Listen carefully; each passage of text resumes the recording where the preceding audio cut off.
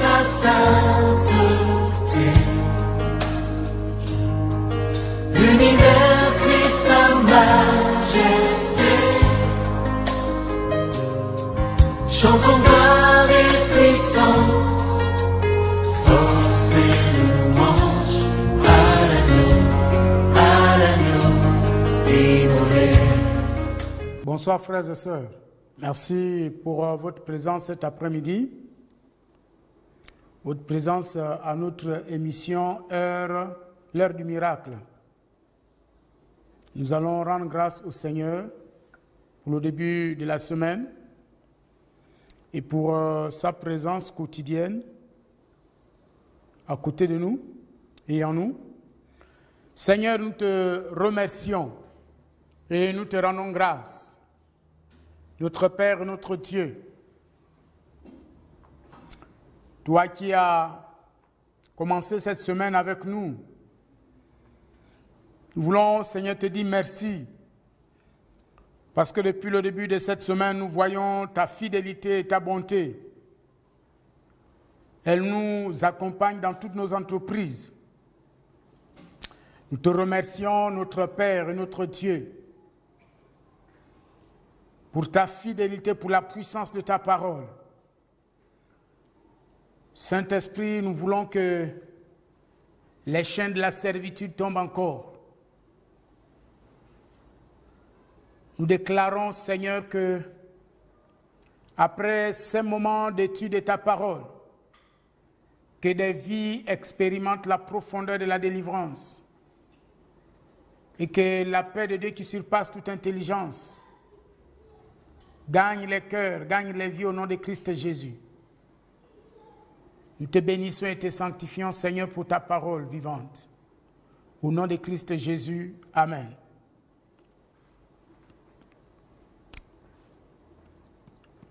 Nous allons prendre nos Bibles dans le premier livre de Samuel.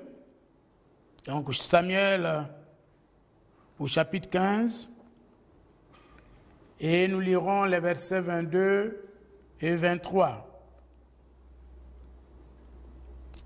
Samuel dit, « L'Éternel trouve-t-il du plaisir dans les holocaustes et les sacrifices, comme dans l'obéissance à la voix de l'Éternel?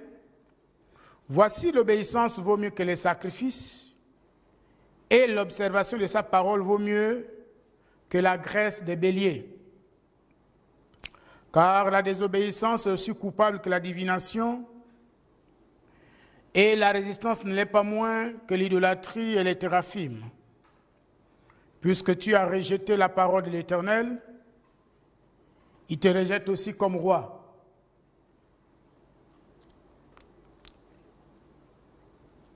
Nous allons, cet après-midi, nous entretenir sur le thème « Comment fermer les portes d'entrée des esprits familiaux ?»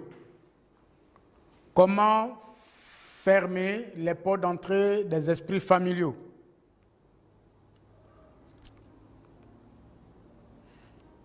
Cet après-midi, nous allons nous concentrer sur un principe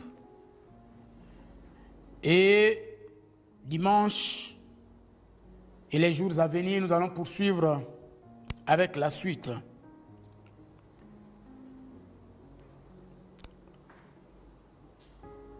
Comment fermer les portes d'entrée des esprits familiaux? Dimanche,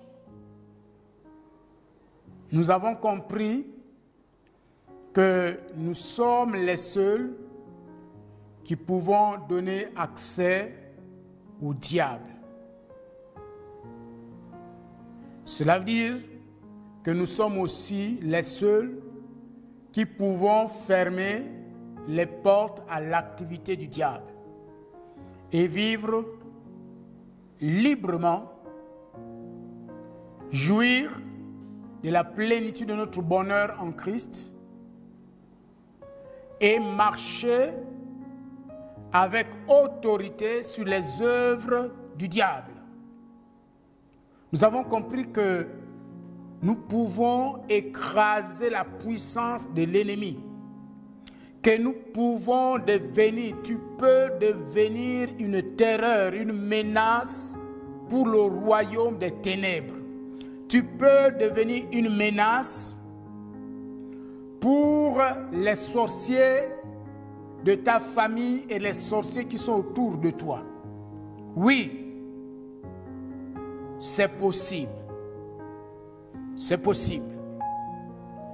C'est pourquoi donc aujourd'hui, nous allons répondre donc à cette question: comment fermer les portes d'entrée des esprits familiaux? Comment fermer? Alors nous allons d'abord relever des erreurs. Des erreurs. La première erreur que nous commettons dans ce travail de destruction des esprits familiaux, la première erreur est de responsabiliser seulement les autres. Rendre les autres responsables de notre situation. Et on se limite à ce niveau. Ça, c'est la première erreur qu'il faut éviter. Parce que nous nous appuyons sur Exode 20 à partir du verset 5 qui dit que Dieu punit jusqu'à la 3e et la 4e génération les fils et les filles de ceux qui le haïssent. C'est vrai. Nous pouvons vivre et nous le voyons. Nous avons des témoignages autour de nous. Nous avons des témoignages même au sein de nos familles où nous avons été victimes des malédictions familiales. Nous avons été victimes des alliances familiales. Nous avons été victimes des autels familiaux, des totems familiaux. Nous avons vu combien de fois nous avons subi ces choses. Nous avons vu combien de fois nos vies ont été retardées à cause de ces alliances, à cause de ces autels, à cause de la mauvaise orientation de l'adoration de la famille. Mais il faut compléter la déclaration d'Exode avec celle d'Ézéchiel. Ézéchiel 18, je vais lire pour nous tous. Ézéchiel 18.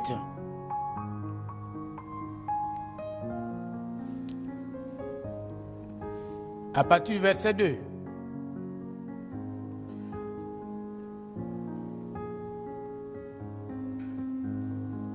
Ézéchiel 18, à partir du verset 2.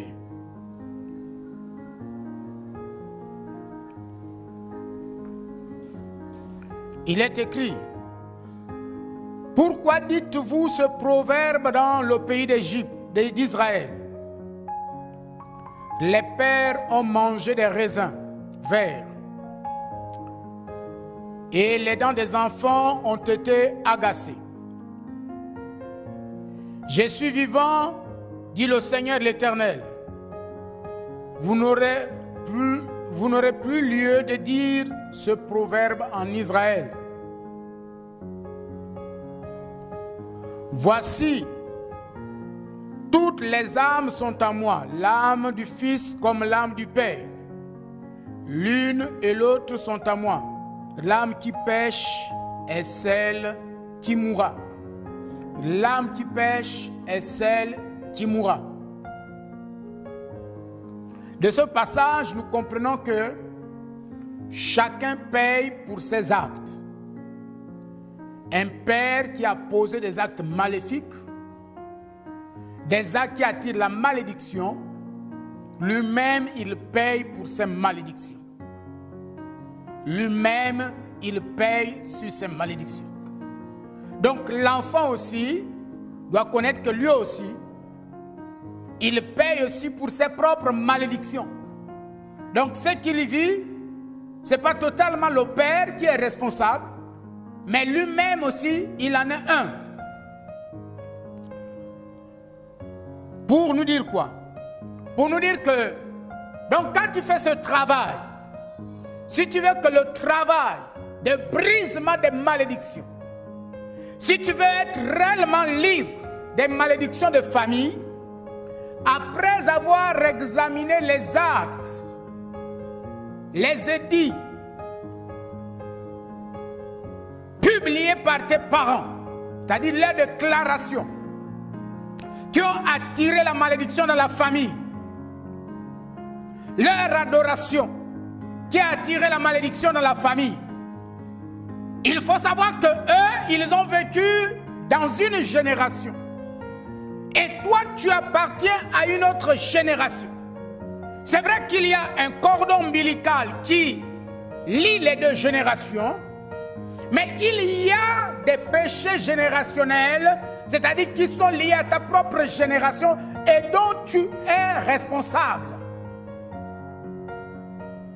Et tu dois pouvoir, quand tu veux vivre la délivrance, si tu veux que la puissance du salut, parce que le salut veut dire la délivrance, si tu veux que la puissance du salut se manifeste pleinement dans ta vie, il faut que tu aies l'humilité. Tu dois avoir l'humilité.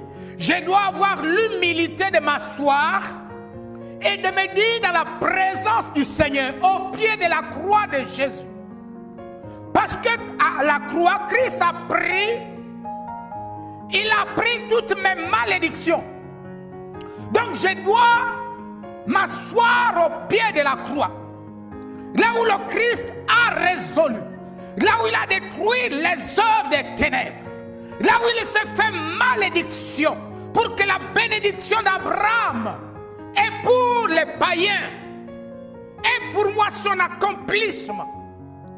Parce que le dessein de Dieu pour moi, le plan de Dieu pour moi est que tout ce qu'il a promis à Abraham, que moi je puisse le vivre, pas quand je serai au ciel, mais sur la terre. Qu'est-ce que Dieu a promis à Abraham? Il a promis à Abraham des terres, une terre, oui. Je dois, dans ce monde, recevoir mes terres. Parce qu'il n'y a pas de Seigneur sans terre. Je dois avoir mes terres. C'est-à-dire mes domaines d'impact et d'influence. Et la Bible est claire qu'Abraham est mort rassasié de ses jours. Dieu l'avait béni sur tous les plans. En dehors des terres, Dieu lui a promis une génération. Oui, dans ma génération, je dois pouvoir enfanter mes fils. Je dois pouvoir enfanter mes filles. C'est ça la loi de la fécondité. Je dois produire des fils et des filles. C'est-à-dire des hommes et des femmes qui ont été positivement impactés par ma vie, impactés par mon ministère, enfantés par mon ministère, bâtis, construits, transformés grâce aux grâces que Dieu a mises sur moi. C'est ce que Dieu a promis à Abraham. Une terre, une postérité, et ensuite, lorsqu'Abraham s'aimait, Dieu a béni les terres. Et Abraham est également et d'abord comblé par la présence glorieuse de ton Dieu. C'est ça la plénitude de la bénédiction du Seigneur. C'est ça la plénitude de la prospérité du Seigneur. Vous savez, lorsque le monde parle de la prospérité, le monde ne voit qu'un aspect, l'aspect matériel. Or ça, ce n'est qu'un aspect, une infime partie de la prospérité.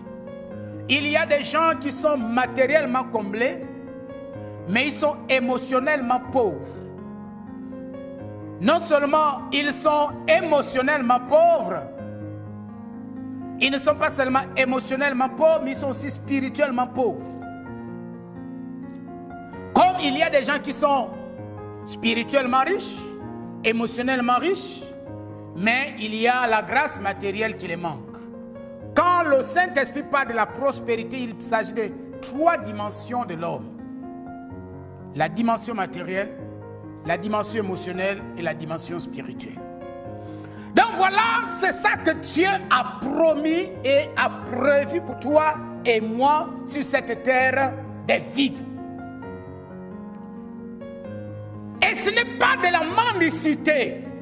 C'est ton droit d'alliance. C'est ton droit d'alliance. Mais lorsque tu veux l'expérimenter, il faut que, au moment où tu es en train de faire ce travail spirituel, que tu aies l'humilité de reconnaître ta responsabilité dans ce travail. Parce que chacun paye pour ses actes et leurs conséquences. Donc, examine ta vie. Rentre au plus profond de toi. En dehors de ce que tes parents ont fait, qu'est-ce que toi-même tu as fait? Parce qu'en réalité, ce que les parents ont fait, quand tu es devenu enfant de Dieu en Christ, potentiellement ces choses n'ont plus d'impact sur toi. Pourquoi continuent-elles à avoir de l'impact? Parce que nous avons fait un travail à moitié. Un travail qui n'a tenu compte que des éléments extérieurs sans pouvoir entrer en toi. Nous avons parlé de ça la semaine dernière, du moins ce culte du dimanche. Ça, c'est la première erreur, responsabiliser l'autre. Et cette erreur a donc pour conséquence de se limiter simplement à détruire, à faire un recensement, une collecte d'informations sur la vie, le passé de notre famille, le passé de mes grands-parents, de mes aïeux, et puis toutes les alliances et tous les hôtels qui sont autour, toutes leurs déclarations. Et après, on commence à faire un travail spirituel. Donc, ça veut dire qu'on se dédouane nous-mêmes de la situation que nous vivons. Or, tu es responsable de ta vie. Et tu es le seul qui peut donner la permission aux œuvres des ténèbres d'agir dans ta vie. Comme tu es le seul qui peut interdire à toute puissance ténébreuse d'agir également dans ta vie. Tu as cette responsabilité. Dieu t'a fait libre. Et tu es celui qui est le garant de ta liberté. Tu es celui qui gère ta liberté. Personne ne peut s'immiscer dans ta vie sans ta permission. Ça, c'est un principe que tu dois comprendre. Et ça va t'aider. Vous savez, généralement, les gens qui pensent que tout ce qu'ils vivent, ce sont les autres qui sont responsables, c'est des gens qui n'avancent pas dans leur vie. C'est des gens qui vivent dans l'immobilisme parce qu'ils ne permettent pas à leur potentiel de se mettre en action et de libérer le génie, de libérer le pouvoir créateur, créatif qui est en eux. Donc ce travail, la deuxième erreur à éviter, c'est de se limiter simplement à ce niveau où tu détruis. Ça veut dire quoi? Ça veut dire que c'est un esprit accusateur. Tu accuses seulement les autres. Ce que je vis, c'est à cause des autres. Si je suis ceci, c'est parce que tel m'a rendu comme ça. Si je ne fais pas cela, c'est parce que tel m'a lié comme ça. Non. Vous voyez, ça, c'est opérer à partir des vertus et des principes de l'ennemi. Parce que la Bible appelle l'accusateur des frères. Et quand tu opères à ce niveau, tu opères à partir de l'esprit accusateur. Or, Dieu ne se reconnaît pas dans l'esprit accusateur. Si tu veux faire un travail au cours duquel le Seigneur va se reconnaître, il faut que tu reconnaisses ta responsabilité. C'est-à-dire les deux éléments ensemble. Pourquoi les autres? Les autres, parce que vous avez un lien, c'est systémique, tu es lié à eux, mais aussi toi-même parce que tu t'es autogéré, tu te gères toi-même. Et donc, il y a des décisions que tu as prises personnellement. Il y a des actes que tu as posés personnellement. De ton propre chef. Alors, ça c'est la deuxième erreur à éviter. C'est pourquoi le psaume 66, le verset 18, voilà un homme qui a compris les lois spirituelles, David. Il dit, si j'avais conçu l'iniquité dans mon cœur, Dieu ne m'aurait pas exaucé. Vous voyez, David a compris le principe de la prière. Il a compris que pour être exaucé, il faut d'abord que mon cœur soit dépouillé de toute iniquité, soit dépouillé de tout ce qui peut être être susceptible de créer un blocage à mes prières. David l'a compris. Et comme David l'a compris, à chaque fois que David s'approchait du Seigneur, que faisait David? Il entrait d'abord en lui-même, avant de dire quoi que ce soit à Dieu, en faveur de son frère, ou par rapport à un besoin personnel. C'est que la première chose que faisait David, David se regardait d'abord en lui-même.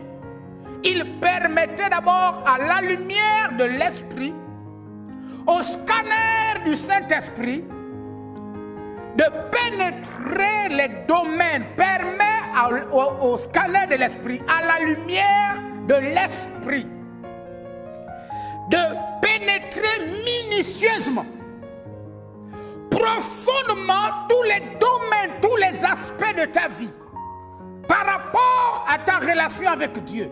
Qu'est-ce qui peut constituer une malédiction et une porte d'entrée à l'ennemi? Par rapport à ta relation avec ta famille, si tu es marié avec ton épouse, qu'est-ce qui peut constituer une malédiction et donc devenir une porte d'entrée de l'ennemi? Par rapport à tes enfants, par rapport à la manière dont tu te regardes et te considères, te conçois toi-même,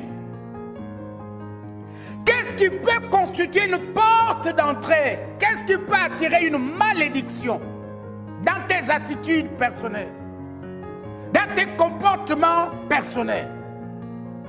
Le Saint-Esprit m'a dit qu'il y a plusieurs hommes et plusieurs femmes qui font ce travail de destruction des hôtels. Ce travail de destruction d'alliance, mais avec des cœurs pleins de haine. Vous savez, c'est ça la conséquence.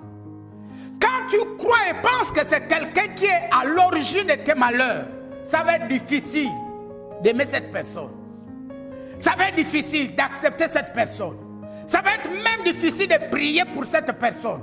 Ça va être difficile même de déclarer une bénédiction sur cette personne. Si on t'apprend que cette personne a réussi dans un domaine, a eu une promotion dans ton cœur, la haine et la jalousie vont encore monter. Tu dis, voilà encore celui qui est à l'origine de mes malheurs. Pourquoi? Parce que tu as laissé la permission à l'esprit accusateur de conduire ton travail. Mais si tu laisses l'esprit te révéler également tes responsabilités, tu vois que tu vas te regarder plus responsable que l'autre. Et la grâce et la bonté de Dieu va t'accompagner dans le travail. Ainsi, les bénédictions d'alliance deviendront tes bénédictions. Donc, voyez, David, disais-je, David, lui, il avait bien compris cela. Et il dit, si j'avais conçu l'iniquité, Dieu ne m'aurait pas exaucé. Il a compris que Dieu n'exauce pas parce que j'ai passé une heure. Il y a des gens, ils sont fiers d'avoir jeûné 40 jours.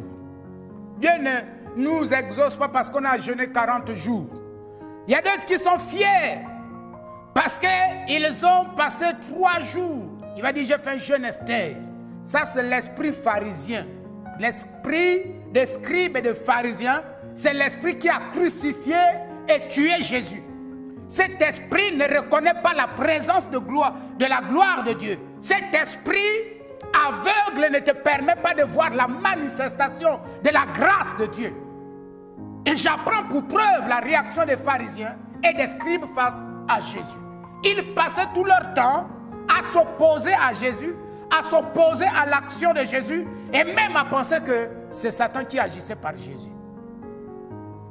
Donc, vous voyez, quand cet esprit religieux qui te fait passer tout ton temps à célébrer tes 40 jours de jeûne et prière, tes 3 jours de jeûne d'Esther, tes 21 jours de jeûne de Daniel, le fait que tous les matins tu te lèves à 6 heures ou à 4 heures du matin, tu as prié, ça c'est l'esprit pharisien. Et malheureusement, ça révèle quoi? Ça révèle que ton cœur, il y a quelque chose qui est absent de ton cœur, c'est l'amour. La véritable intimité avec Dieu a pour conséquence la manifestation de l'amour de Dieu, de la bonté de Dieu, de l'humilité de Dieu dans notre cœur. Et c'est quelqu'un qui fait un travail avec une telle attitude intérieure, un tel cœur intérieur, que Dieu va exaucer et il va rentrer pleinement et librement dans les bénédictions du Seigneur. Donc, frères et sœurs, voilà l'attitude à avoir. Il faut d'abord enlever ces deux éléments. Et pour terminer, la troisième chose, quand nous voulons fermer les portes d'entrée. Les portes d'entrée, si vous avez bien compris, je ne te demande pas ici de ne pas considérer les liens familiaux, sinon ça contredirait nos textes. Mais j'étais plutôt en train de te dire et de me dire que lorsque nous voulons faire un travail productif, la parole de Dieu nous exige, puisque nous sommes nés d'une lignée, d'une famille, et nous sommes liés à elle, nous avons besoin de regarder les éléments qui ont apporté la malédiction de la famille, mais en même temps, puisque j'ai ma propre vie individuelle, personnelle, et je suis un homme libre, donc, qui a des actes posés délibérément par moi-même, dont je suis moi-même responsable, initiateur, j'ai donc aussi la responsabilité de me regarder d'abord et surtout de me regarder. Parce que ce sont mes actes. Ce sont mes actes qui vont mettre en branle, en mouvement, tous les autres éléments, qui vont ouvrir toutes les autres portes. Voilà ce que nous voulions dire. La dernière chose et le dernier principe qui apporte la délivrance. La délivrance, c'est l'obéissance. C'est l'obéissance. Donc, décider de détruire les alliances de famille. Décider de renverser les autels de famille. C'est prendre la décision, c'est opter pour l'obéissance. Si tu n'es pas prêt à obéir, si tu n'es pas prêt à choisir l'obéissance, ça veut dire que tu n'es pas prêt à faire ce travail. Et même si tu t'es engagé, sache que le fruit escompté ne suivra pas. Mais pour que le fruit suive et que ce passé devienne vraiment un passé, au lieu qu'il soit à la fois un passé et un présent, il faut que tu décides de marcher dans l'obéissance. De marcher dans l'obéissance. De marcher dans l'obéissance. Et c'est ce que nous avons lu dans notre passage de 1 Samuel. Je vais lire ce passage.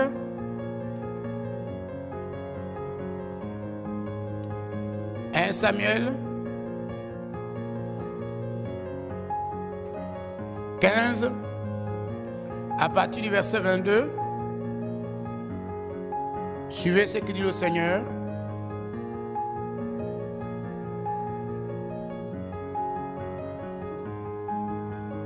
« 1 Samuel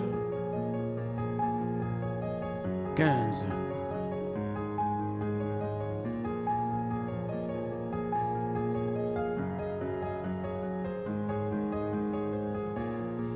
Samuel dit, l'Éternel trouve-tu du plaisir dans les holocaustes et les sacrifices?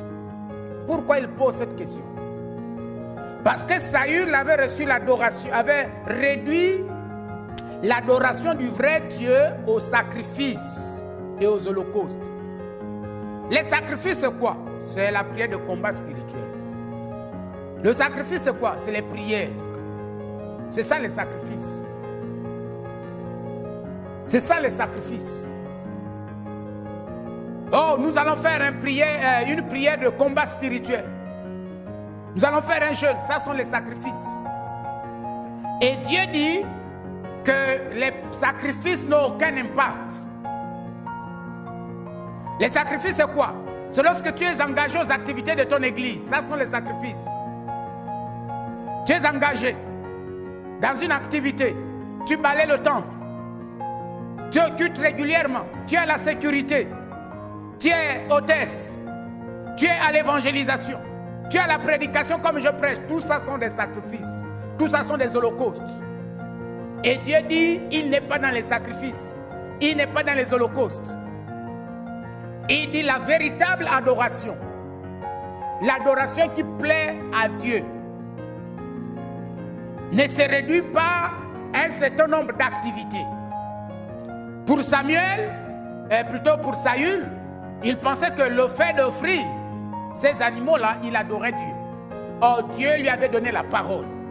Et ce que Dieu attendait de lui, c'est l'obéissance d'abord à la parole, avant son sacrifice. Ce n'est pas que le sacrifice n'est pas important. Si, le sacrifice est important, mais le sacrifice n'est pas essentiel. Ce qui est essentiel, c'est l'obéissance à la parole. Et qu'avait dit la parole? La parole avait dit à Saül qu'en allant en guerre contre les Amalécites, il devait tuer tout le monde.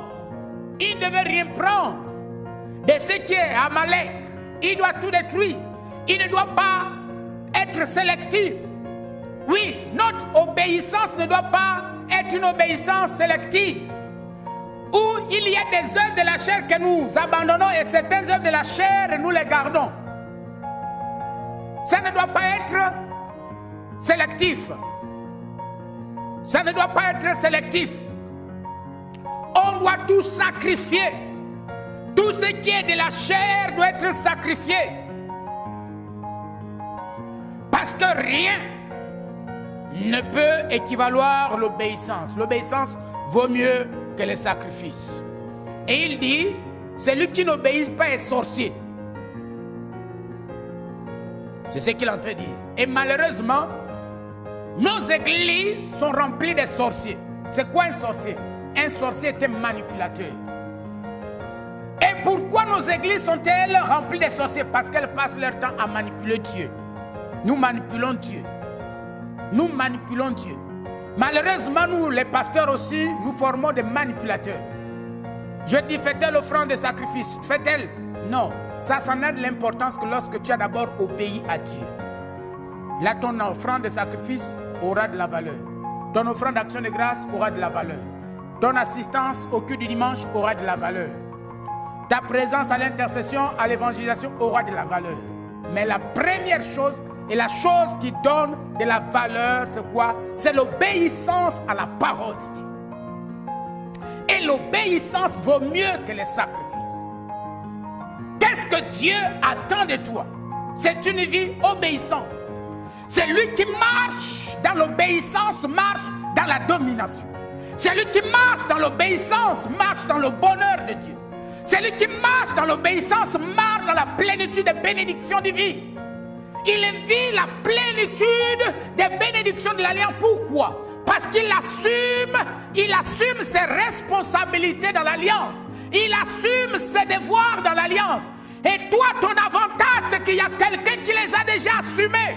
La Bible déclare que Jésus a pris l'obéissance parce qu'il a souffert. Jésus a payé le prix de l'obéissance. Et grâce à l'œuvre de Christ, tu peux vivre la véritable obéissance. Ça veut dire quoi? Ça veut dire que Dieu a déjà pourvu à ta capacité de marcher dans l'obéissance. À cause de quoi? À cause de la présence du Saint-Esprit en toi. À cause du Christ qui est en toi. Christ en toi, c'est la provision de l'obéissance. Le Saint-Esprit en toi, c'est la provision de l'obéissance. Donc c'est possible pour toi. Souvent nous disons c'est difficile. Non, c'est possible. Il y a un prix à payer, mais Christ a déjà payé ce prix. La Bible dit qu'il a pris l'obéissance parce qu'il a souffert. Oui. C'est à travers les épreuves que nous apprenons l'obéissance. Il va te mettre devant quelqu'un qui est difficile. Quelqu'un qui a un comportement difficile. Quelqu'un qui a des réactions difficiles. Il te met à côté de lui. Peut-être comme ton mari. Peut-être comme ta femme. Peut-être comme ton pasteur. Comme ton leader. Ton chef de service. Ton directeur général. Mais tu te rends compte que l'homme là c'est difficile de lui obéir. Oui. Dieu t'a mis là parce que Christ a pris l'obéissance parce qu'il a souffert. Il veut que tu payes le prix de l'obéissance en te soumettant à cet homme, en te soumettant à cette femme, en aimant cet homme tel qu'il est, cette femme telle qu'elle est. Alors en payant ce prix de l'obéissance, tu rentres dans la gloire des victorieux. Tu vas rentrer dans la gloire des vainqueurs. Alors, voilà là où Dieu t'attend. Dieu t'attend dans la sphère de l'obéissance. Si tu veux que ton travail spirituel porte du fruit, ce travail que tu es en train de réaliser, si tu veux que tes actes prophétiques aussi, parce que le Saint-Esprit pourra te conduire à poser des actes prophétiques, tes sacrifices, si tu veux qu'ils aient de la valeur, rentre dans l'obéissance. L'obéissance fera que tu rentres dans la sphère du règne. Voilà ce qu'a dit un homme de Dieu. Sur Oyedepo, il dit, la désobéissance est une porte ouverte aux afflictions. Quand tu choisis la désobéissance, sache que ta vie sera une vie d'affliction. Les démons peuvent frapper ta chair, tu tombes malade. Ils peuvent frapper tes affaires, ça tombe. Ils peuvent frapper ton mariage et la paix disparaît de fois. Ils peuvent frapper tes enfants, les enfants se retrouvent dans la rue. Pourquoi? Parce que l'obéissance ouvre la porte à l'affliction. Mais voilà ce qu'il dit par rapport à l'obéissance. La désobéissance ouvre les portes des afflictions. Voilà ce qu'il dit par rapport à l'obéissance. L'obéissance anéantira toutes les malédictions de la vie et vous introduira dans les bénédictions de l'alliance. Je vais reprendre cette phrase. Elle est de David Oyedepo. L'obéissance anéantira toutes les malédictions de la vie et vous introduira dans les bénédictions de l'alliance. Donc, tu es le seul responsable qui peut t'introduire dans les bénédictions de l'alliance. Ce n'est pas un homme de Dieu, ce n'est pas un prophète, non. Ce n'est pas un apôtre, ce n'est pas un évangéliste. Ce n'est pas un frère qui est engagé, mais c'est toi-même. Toi-même, comment par le choix de ton obéissance. Si cet après-midi, tu choisis la voie de l'obéissance, quelle que soit la maladie dont tu souffres, elle disparaîtra totalement. Si tu choisis la voie de l'obéissance, quelles que soient les épreuves que tu vivais, la victoire, quelles que soient les afflictions qui se présentaient à toi, elles disparaîtront d'elles-mêmes et tu rentreras dans le boulevard de la grâce, de la pleine bénédiction. Je vais prier pour toi. Seigneur, au nom puissant de Jésus, merci pour ton œuvre, au nom de Jésus. Je déclare, je confesse. Oh, je déclare qu'il y a une pluie. Ta vie devient une vie de pluie de bénédiction. Ta vie devient une pluie de bénédiction. Le Saint-Esprit m'a dit qu'au nom de Jésus, il va pleuvoir et il pleut maintenant. Il pleut maintenant. Toutes tes terres sont arrosées. Toutes tes terres sont arrosées. Ta famille est arrosée. Ta vie spirituelle est arrosée. Ton intimité avec le Saint-Esprit est arrosée. Alléluia. Rakasakababa. Rindaraba hoba shikaraba hoba kabarindaraba. Liraba shindaraba hoba kabaraba. Tu es arrosé au nom de Jésus. Tu es arrosé au nom de Jésus. Tu es arrosé au nom de Jésus. Tu es arrosé au nom de Jésus. Tu es arrosé. Le ciel est ouvert. Le ciel est ouvert. Et Dieu envoie la pluie. Dieu envoie la pluie de grâce. Dieu envoie la pluie de joie dans ta vie au nom de Jésus. Merci Seigneur. Oh alléluia. Béni soit ton nom Seigneur. Pour ta servante et ton serviteur. Je vois comment tu arroses. Alléluia. Je vois que tout pousse autour de toi. Tout prend vie autour de toi. Au nom de Jésus. Alléluia. Tu as l'onction de la pluie. Vous savez la particularité de l'onction de la pluie, c'est qu'elle fait pousser les choses là où il n'y avait pas de vie. Et je déclare au nom de Jésus que quels que soient les déserts, quels que soient les déserts, quels que soient les endroits où tu arrives, tout pousse au nom de Jésus. Tout produit au nom de Jésus. Tout affante au nom de Jésus. Oui, c'est ta bénédiction dans l'alliance. Sois béni Seigneur au nom de Christ Jésus. Amen. Merci, à dimanche prochain. Tous les anges de sa sainteté, l'univers crie sa majesté. Chantons